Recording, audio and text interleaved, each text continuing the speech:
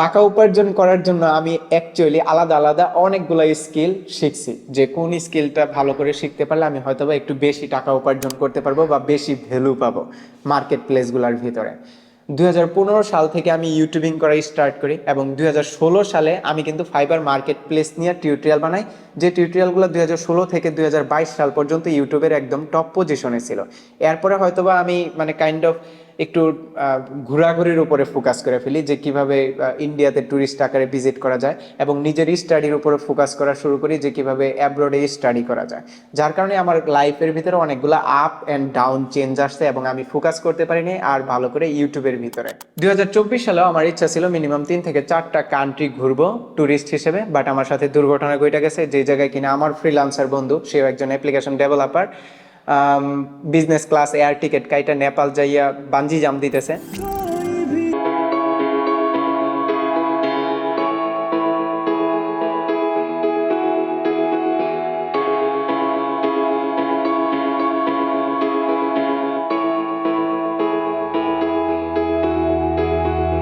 সেই জায়গায় আমি যখন ইন্ডিয়ান ভিসার জন্য অ্যাপ্লাই করছি, পরপর 2বার আমার ইন্ডিয়ান ভিসাই রিজেক্ট করে দিছে। অ্যাকচুয়ালি বাংলাদেশের জন্য ইন্ডিয়ান ভিসা পাওয়া খুবই ইজি, কিন্তু আমি জানি না হয়তোবা ছোট ছোট কিছু মিস্টেকের জন্য আমার ইন্ডিয়ান ভিসা রিজেক্ট করছে। আমি যদি আমার ব্যাকএন্ড হিস্টোরি বলে, আপনারা হয়তোবা বলবেন যে আমি অনেকটাই স্ট্রাগল করছি এই সকল ডকুমেন্ট নিয়ে। যেরকম একটা এনআইডির ভিতরে আসলে কি কি চেঞ্জ করার থাকতে পারে। আমার এনআইডির ভিতরে আমার নামের ভিতরে ভুল ছিল, আমার বাবার নামের ভিতরে ভুল ছিল, আমার মায়ের নামের ভিতরে ভুল ছিল, আমার ডেট অফ বার্থ যেটা আছে ওইটা ভুল ছিল। এখন একটা এনআইডির ভিতরে আপনি বলেন আর কি থাকে, আপনি হয়তোবা বলবেন যে ভাই আর কিছু থাকে না, কিন্তু থাকে, ওটা হলো অ্যাড্রেস।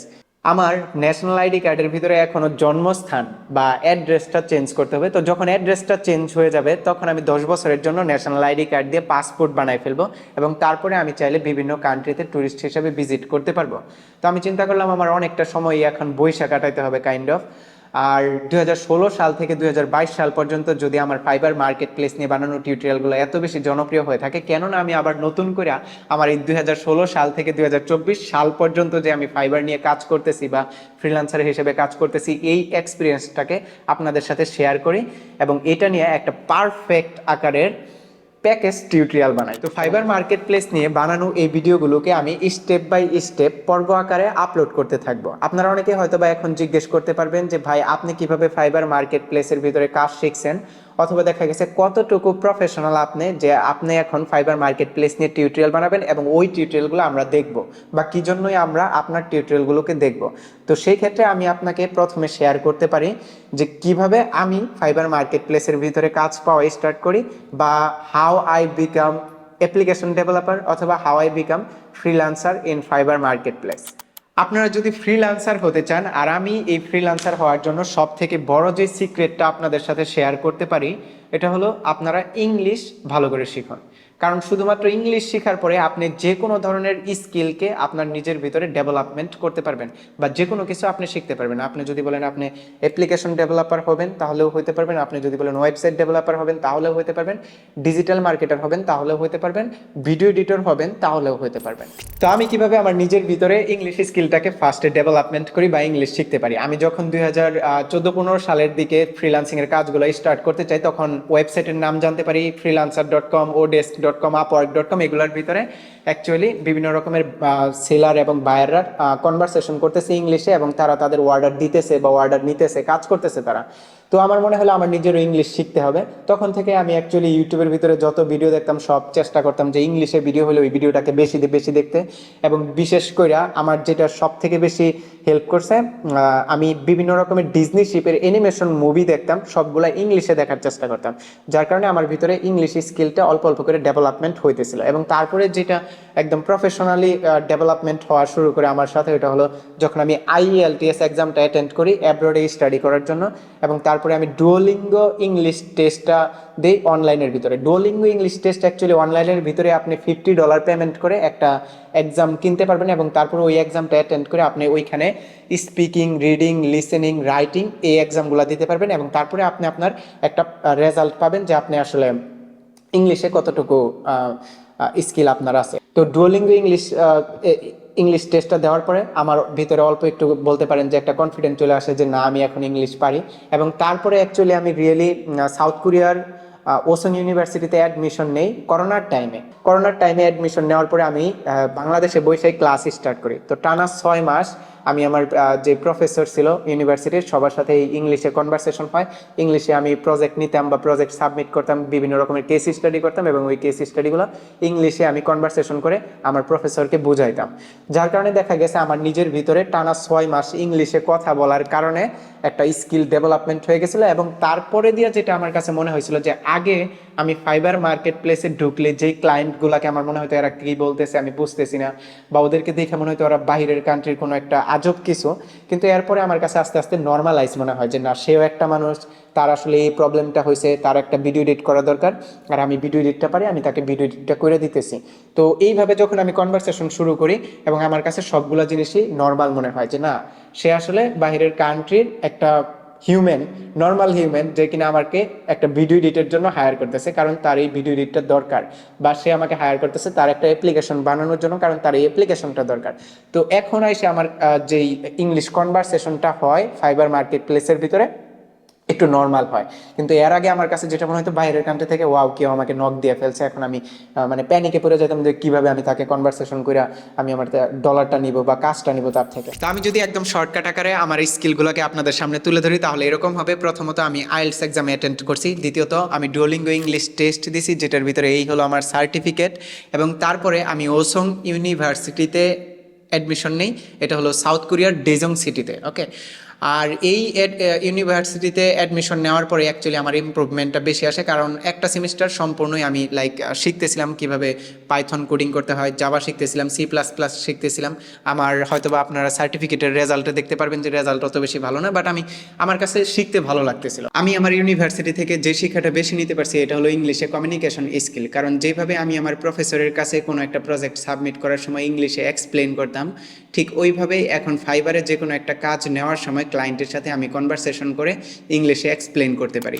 বর্তমানে আমি ফাইবার মার্কেট প্লেসে 3টা স্কিলের উপর প্রফেশনালি কাজ করতেছি। একদম প্রথমে হলো অ্যাপ্লিকেশন ডেভেলপমেন্ট, যেখানে আমি পার অর্ডারে $100 থেকে $300 পর্যন্ত চার্জ করতে পারি। অ্যাপ্লিকেশন ডেভেলপমেন্ট করে আমার 5 দিনে ইনকাম ছিল সর্বোচ্চ $1100 পর্যন্ত, যেটা ফি কাইটা $900, বা বলতে পারেন বাংলা টাকায় 5 দিনে আমার ইনকাম ছিল $1,00,000 উপরে। একটা স্যাড স্টোরি আমি আপনাদের সাথে শেয়ার করি। এটা হলো যে কিছুদিন আগে আমার ম্যাকবুকের উপরে এরকম দাগ পড়ে গেছে, মানে ডিসপ্লের উপরে এরকম র্যাক পড়ে গেছে, গ্রিন লাইন বলেন অনেকে, এটা ব্ল্যাক লাইন পড়ে গেছে আর কি। তো ডিসপ্লেটা নষ্ট হয়ে গেছে, কাইন্ড অফ ডিসপ্লেটাকে চেঞ্জ করতে হবে, যার জন্য প্রায় 30 থেকে 35 হাজার টাকা লাগবে। বাট আমার মনে হয় যে সামনের 5টা দিন আমি যদি ভালো করে পরিশ্রম করি তাহলে আর ডিসপ্লে চেঞ্জ করা লাগবে না, আমি এরকম আরেকটা ম্যাকবুক কিনে ফেলতে পারবো। তো এই মুহূর্তে আমি আবার আমার ফাইবার অ্যাকাউন্টের ভিতরে আমি যদি একটা রিলোড দিই এখানে ফাইবারে, আপনি দেখবেন যে টোটাল 4টা অর্ডার চলতেছে, 1টা 2টা 3টা 4টা, আর টোটাল অ্যামাউন্ট হলো $710। আর সবচাইতে বেশি যেটা কাজের লেন্থ এটা হলো 5 দিন, এই যেটা 4 দিন। তারপর আমি ফাইবার মার্কেট প্লেসে ডিজিটাল মার্কেটিং নিয়ে কাজ করে থাকি, যেখানে আমাকে ক্লায়েন্টরা হায়ার করে তাদের প্রোডাক্ট, ওয়েবসাইট অথবা অ্যাপ্লিকেশন গুগল অ্যাডওয়ার্ড অথবা ফেসবুক অ্যাডসের মাধ্যমে প্রমোশন করে দেওয়ার জন্য। যেই অর্ডারগুলোতে আমি চার্জ করে থাকি অন অ্যাভারেজ $75 থেকে $120 পর্যন্ত। ফাইবারের ভিতরে অনেক ক্লায়েন্টই আমাকে কাজ দিয়ে গুগল অ্যাডওয়ার্ডের ভিতরে ম্যানেজার হিসেবে অ্যাড করে রাখে। এরকমই একটা ক্লায়েন্টের অ্যাকাউন্ট আমি আপনাদেরকে দেখাইতেছি, যেটার ভিতরে ভিপিএন অ্যাপ্লিকেশন আমি প্রমোশন করছি। তো একটা অ্যাপ্লিকেশন প্রমোশন করার পরে অডিয়েন্সদের ফোনে ঠিক এইভাবে শো করে অ্যাডসগুলা, এবং কেউ যদি সার্চ দেয় গুগলের ভিতরে তখন দেখা গেছে এইভাবে সার্চ পেজে একদম প্রথমে আসে অ্যাডসগুলা। তারপর ইউটিউবে কেউ ভিডিও দেখতেছে তাহলে তার ওইখানে অ্যাডটা শো করে এইভাবে একটা স্কেপেবল অ্যাডের সাথে এইখানে ইনস্টল আসে। তারপরে ডিসকভার, তারপর যদি আমি যাই হলো এইখানে গুগল প্লে স্টোরে, অর্থাৎ গুগল প্লে স্টোরে যখন কেউ একজন সার্চ দেয় ভিপিএন অ্যাপ লেখা বা ওই ক্যাটাগরির অ্যাপ্লিকেশন লেখা, তখন অ্যাডটা ঠিক এইভাবে শো করে বা একদম প্রথমে আসে। তো এইভাবে একটা অ্যাডস আমি সেট আপ করতে পারি। সেই সাথে দেখা গেছে যে ওভারভিউয়ে যদি আমি যাই তাহলে আপনারা বুঝতে পারবেন এই টোটাল অ্যাপটা প্রমোশন করতে কত খরচ হয়েছে। তো 645টা ইনস্টল আসছে, 2.56K ক্লিক আসছে এবং 0.84 ইনস্টল পার অ্যাপ কস্ট। ওকে, তারপর হলো ওভারঅল কস্ট হলো $544। তো অ্যাকচুয়ালি আপনারা ভাববেন যে এত ডলার খরচ হয়ে গেছে, মাত্র কম ইনস্টল আসছে, হয়তো বা 645টা ইনস্টল আসছে, কিন্তু তা না, $544 এটা হলো মেক্সিকান ডলার, এবং মেক্সিকান $544 ইকুয়াল টু ইউএসের $20 অনলি। ওকে, এবং পার অ্যাপ ইনস্টল আপনার এখানে 0.84 আছে, কিন্তু বাংলা টাকায় কনভার্ট করলে হয়তো বা 3 টাকা বা 4 টাকা সর্বোচ্চ হতে পারে per app install cost. Fiverr মার্কেট প্লেসের ভিতরে আমি ভিডিও এডিটিংয়ের কাজগুলো নিয়ে থাকি। আমি মূলত আমার ফ্রিল্যান্সিংয়ের কেরিয়ারটাই স্টার্ট করছিলাম কানাডিয়ান একটা টিভি চ্যানেলের সাথে ভিডিও এডিটিংয়ের কাজ করে। বর্তমানে আমি ফাইবার মার্কেট প্লেসের ভিতরে 30 সেকেন্ডের একটা অ্যাপ্লিকেশন প্রোমো ভিডিও এডিট করার জন্য $60 পর্যন্ত চার্জ করতে পারি।